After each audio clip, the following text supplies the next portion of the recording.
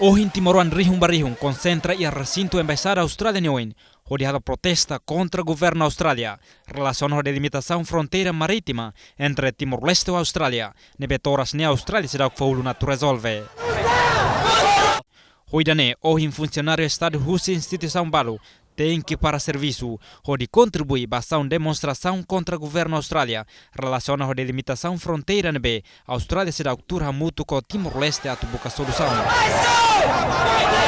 Tuir observação televisão Timor-Leste Harecatak, edifício Estado Sirane Macanesan, Ministério Comércio e Indústria no Ambiente, Ministério Recursos Minerais, Ministério Saúde no Instituição Governo Siracelo, funcionário Sira tem que mútuo com veteranos, sociedade civil, academista, estudante no Fuensai Timoruan Sira Hotu Hamutu, o princípio ida, onde defende soberania territorial na União.